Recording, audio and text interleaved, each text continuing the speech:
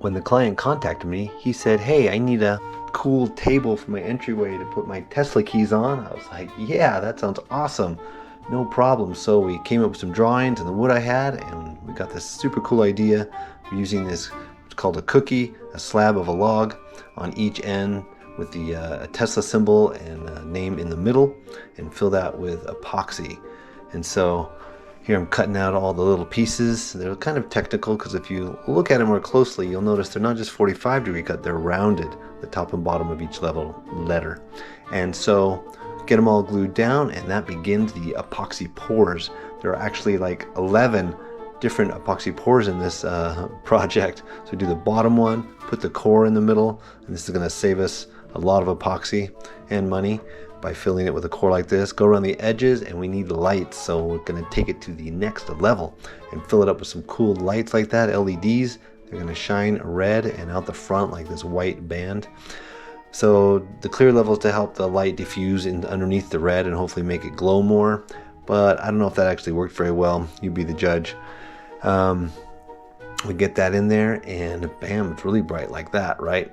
So now we're going to see what it's going to look like when we put the red in there. This will actually show us kind of our end product, but we need to do like 3 layers of this red and 2 layers of clear coat coming up.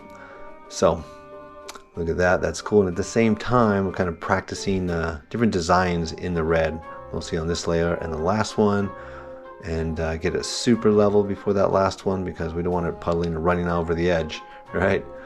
So here's where we create the final design. I did the same ones before, didn't like that much, and I saw this swirl and I thought it was awesome right there. So I'm going to go with that one. Love it. And super smooth, but there's still a little step there. So we're going to bring it all the way up with clear epoxy. But if you love it, please go find my channel on YouTube, Jason Design Shop, and subscribe, my friends.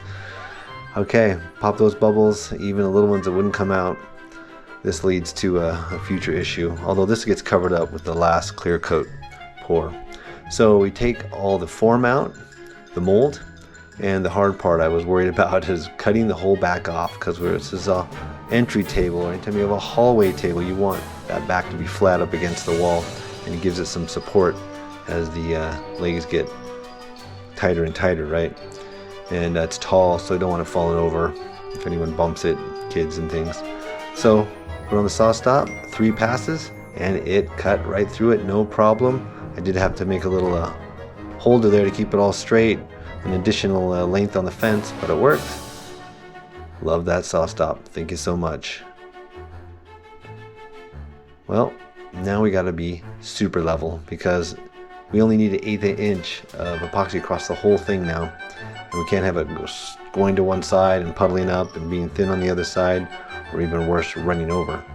So we make the biggest pour we've ever done here for this table, twice as big as all the others, and we go across the entire top. And I level it out with a special stick there. It's hard as a rock and ready to clean the edges.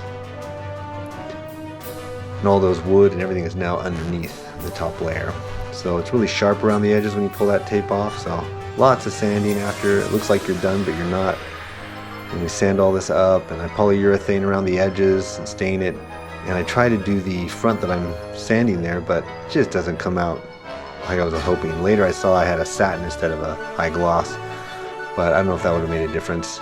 So end up stripping that off, and not on the wood, but on the epoxy front there, and polishing that epoxy front as well as the entire top, because I don't know if you can see the little bubbles there as the light goes through it on the letter S right there. It drives me nuts, so to take it to the next level, worthy of the price we're asking, going to drill those out. Sadly, I was hoping to avoid from here on out, but it's not going to happen. So we fill those little holes up that were coming up through that crack with some fresh epoxy, and there were some other scratches and things on it I didn't like that I had done with the sandpaper earlier. So I ordered the whole polishing set, and I'm learning right here for the first time how to polish epoxy back up to a high gloss. Well, the first time, I'm mad there, it did not work because I skipped from 600 to 1000 grit. I didn't have an 800, and so a week later I go ahead and finally take order on all the other sandpaper I need that has the 800 grit.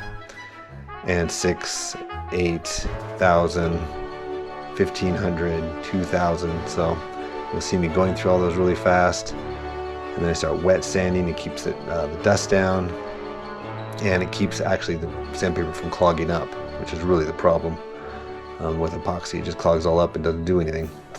So we do the final set, and it's sweet. So I leave you to watch the conclusion.